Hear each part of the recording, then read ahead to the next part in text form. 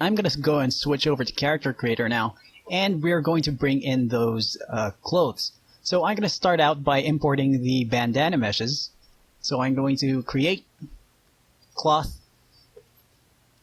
and let's go to that folder. There we go, and I'm going to start out with a bandana, the bandana main. Open that, and for the decrypt key file, we are going to find the FBX key file for that in our body templates where we got our FBX file. And here it is, female.fbx key. And I'm going to hit OK. And if that's successful, you'll see here an asset import status report window. And here we have our bandana. And as you can see, Character Creator read it as a hair mesh, and we don't want it as a hair mesh. We want it as a cloth mesh. And we're going to hit OK. And there's our bandana mesh.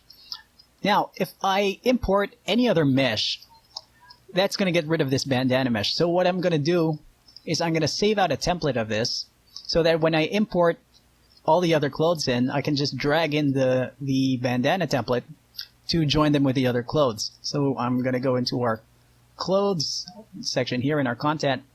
I'm going to go to others, select that bandana, and I can save out a template by pressing this plus button over here.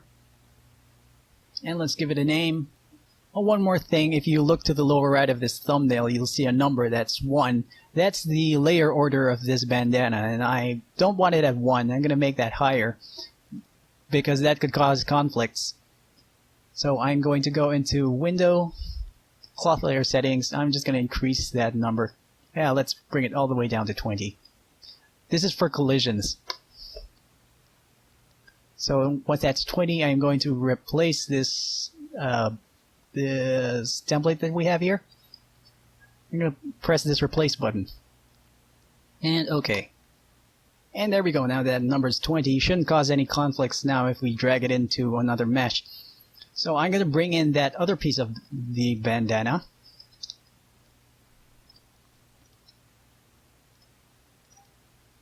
Same as before. Okay, here we are again at the asset import status window, and this time, and as you can see, it's again read it as hair. Want that as cloth, and this time I'm going to set the layer order here in this window. Let's set this to a different number. Let's bring that to 19, and I'm going to hit OK, and that gets rid of our main bandana and just brings in these bandana straps. And again, I'm going to save out a template for this, and I'm going to call this bandana straps. Now let's bring in the rest of the clothes. So I'm going again to create cloth, hair, or accessories, and clothes bind.fbx. Again, let's select our FBX key file. Hit OK. And here we are again at in this asset import window, and this time we have our hair mesh here, and now we want this to be hair. And for the boots, I'm going to select shoes. For the earrings were read as an accessory because it was just parented to a bone. Cloth, cloth, cloth for everything else except the gloves, which are, well, gloves. And let's also set the layer orders for these.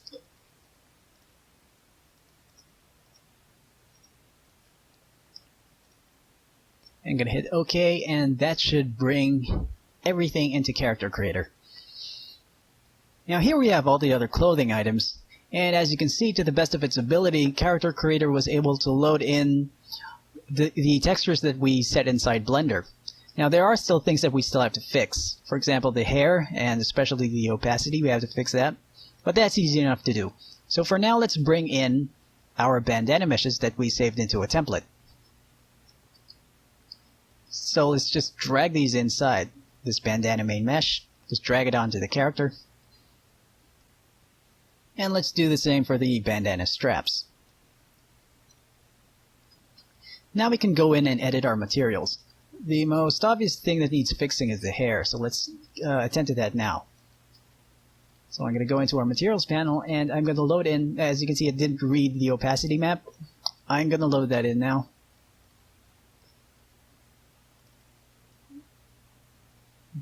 And there we go. Now let's fix a few more things here. So for example, the diffuse, the strength is at 80%. Let's bring that all the way up. Diffuse color should be white. And this opacity, let's bring it all the way up. And there we go. Now we just have to deal with the scalp mesh and the materials for that. Again, it doesn't have an opacity map.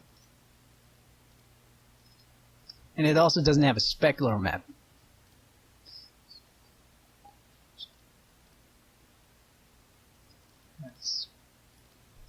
I'm going to load in the bump map for the hair. Forgot about that one.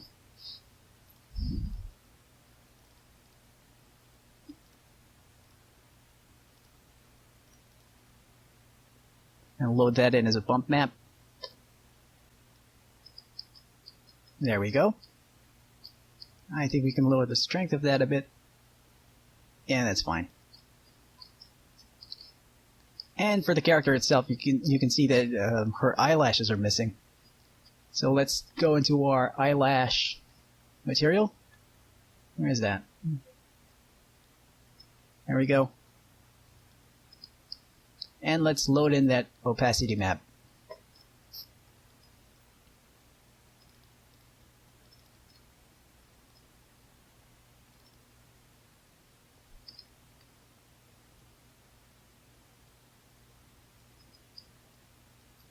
And there she has her eyelashes back. And now I can just play around with the material settings of these clothes.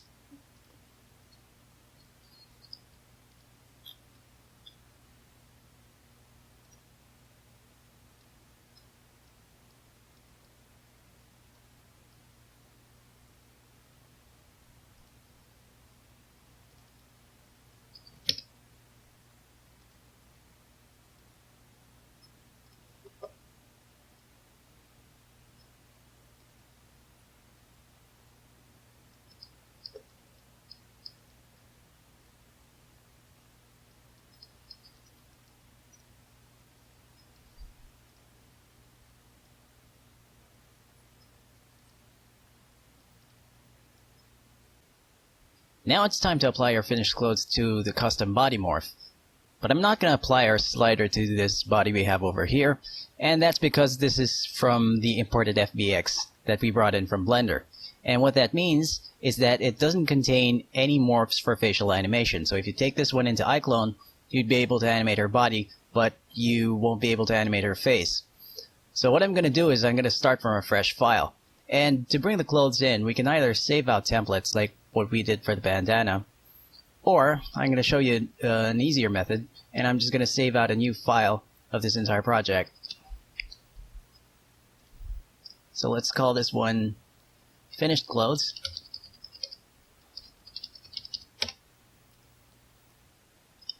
Now I'm going to start from scratch by creating a new file. And once we have our default file, I'm going to open our old project, this Finished Clothes project. But instead of selecting Load Project, I'm going to select Replace Costume. And that brought in our clothes, but as you can see, she doesn't have any hair. Luckily, I already saved out a template for the hair earlier, so I'm just going to drag the hair back into the character. And there's the hair. And now we can apply our custom body morphs to this mesh, and we'll have no problems when it comes to animating her face. So I'm going to go over to our sliders, select the body first, and again I'm going to Actor and I'm going to hit Reset to reset this to a neutral character. Then I'm going to set our custom slider to 100, and there we go. Now all I have to do is just, again, replace all the textures of this body to the custom textures that we made. And here we have our clothes applied to our custom character. Now at this point you can still actually edit your character. So you can still use your morph sliders, like if you want to edit the shape of this character some more, you can do that.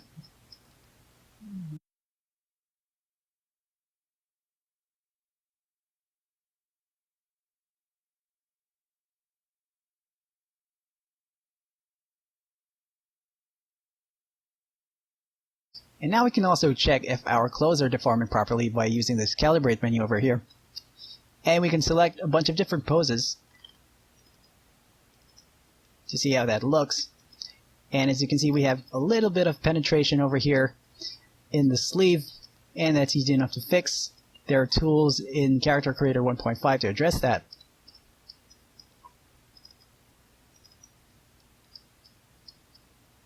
And everything's actually looking fine, save for a few minor issues. And let's fix those issues. So I'm going to return back to the T-pose, and let's see what we can do. First things first, let's fix these earrings of hers. They're not in the proper place, so I'm going to select those. And I'm just going to directly manipulate them using the Move tool over here. But since I wasn't able to properly set the pivot point in Blender, it's all the way down here. So make sure to set your pivot points in your 3D program before bringing it into Character Creator. But I just need to move this slightly down, slightly forward anyway.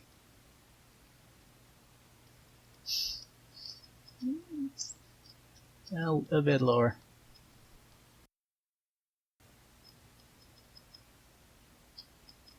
Yeah, there we go.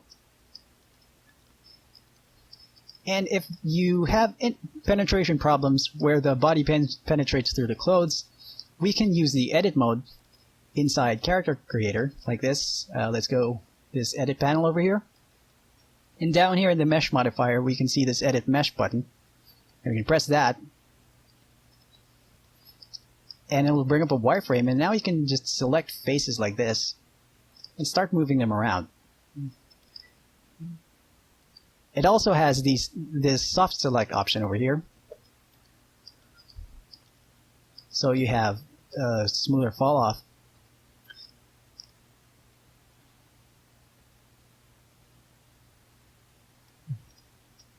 Like that.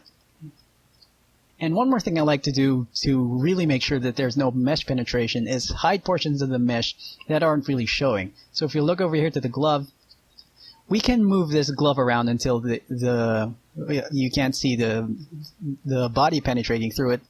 But what I can do is I can select this body mesh, go into edit mesh mode, and I'm just going to turn on back face selection for this and turn off soft selection. And I'm just going to select the faces that are covered by clothes. And down here, I'm going to select hide. Okay, now let's select these problematic arms. And I'm going to mirror select it. There we go, so that it's both sides now. I'm going to hide those too. And now if we exit edit mesh mode, there we go. The hands don't penetrate through the gloves anymore. Now let's also fix the contact points of her feet. So I'm just going to bring the grid back for a while and hit Ctrl-G. Alright, now I'm going to select these boots, I think. Yeah, these boots. And I'm going to press Adjust Contact Points. That's over here in the edit mode. And I'm just going to move these contact points down until her shoes no longer pass through the ground.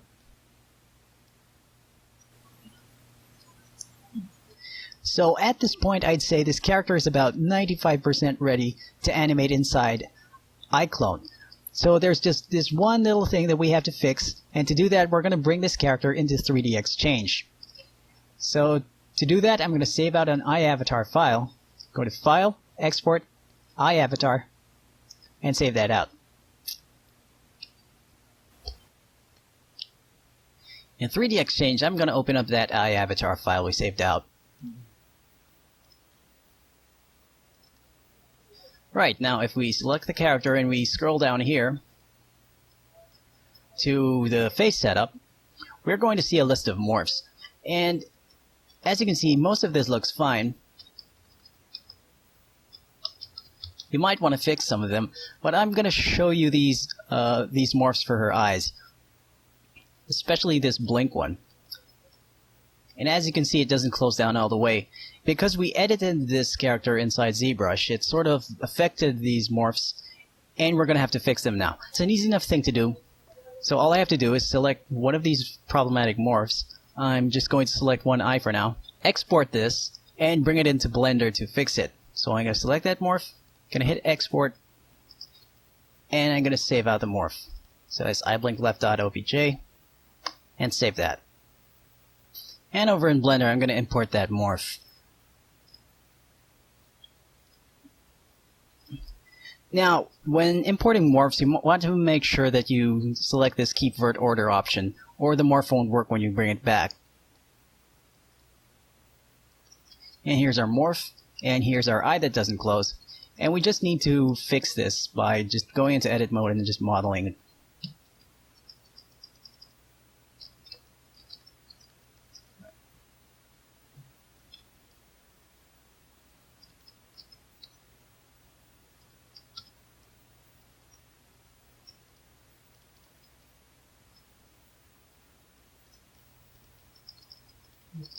And once that's done, all I have to do is just select this mesh again, go to File, Export Wavefront OBJ, and save that out as a new OBJ file. Let's call this iBlinkLeft fixed, just to differentiate. And down here in the options, you want to make sure again that Keep Vertex Order is turned on. Back in 3DXchange, I'm just going to bring in that morph that we made in Blender. So I'm going to select the morph and hit replace. And I'm going to select that OBJ we saved out. And there we go. And you can just go ahead and do the same for other problematic morphs, like these other blink morphs. Or if you want, you can just go and make improvements to the existing morphs to better fit your character. And that's actually pretty much it for the character. For some reason, 3DXchange didn't load in the custom textures that we made for the character's skin, so I'm just going to go and replace that down here.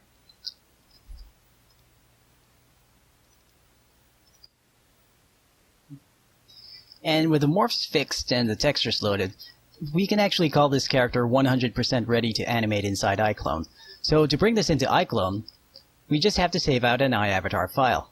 So I'm going to go to File and Export. And I'm going to save out our iAvatar file. Let's call this finished character. And you select your directory over here. And I'm going to hit OK, and that's going to save out our final iAvatar file.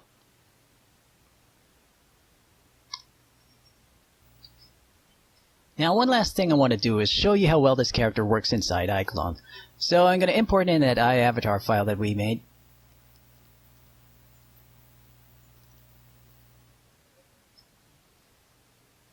And let's take a look at some preset animations.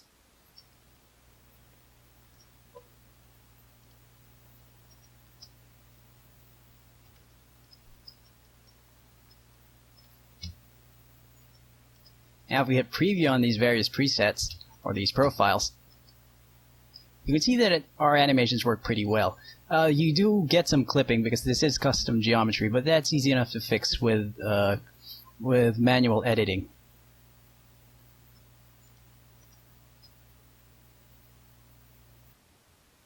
Now we can also take a look at how well our facial morphs are working.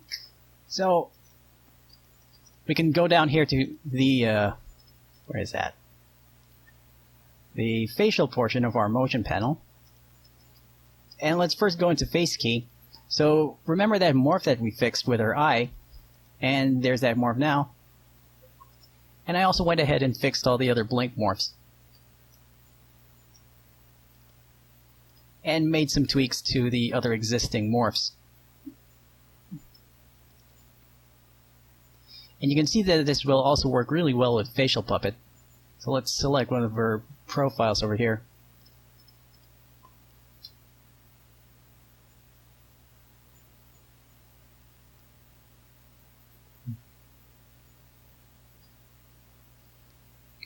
And that seems to be working fine. And let's also take a look at our visemes by giving her something to say. So let's just go into Create Script. And I'm just going to give her something to say using the text-to-speech editor.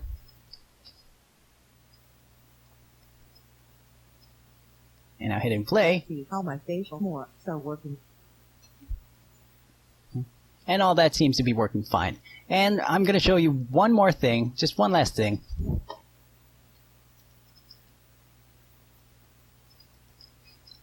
And this hair and the bandana straps, I actually made this to work with iClone's soft cloth system. So I'm just going to load in some weight maps for this. And it's just a black and white gradient, really.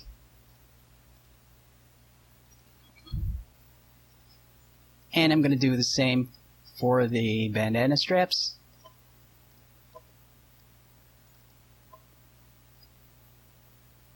And adjust the settings a bit. Let's do the same for the hair. I'm going to select this straight preset. Yeah, just lower the margin for the collision. If we play this back, you can see that it behaves like cloth. Now if we go back to our motion puppet,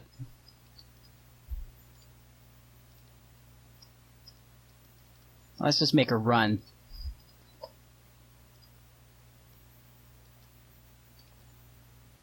And there we have it, a fully working character inside iClone that we created using Character Creator 1.5 and external 3D programs.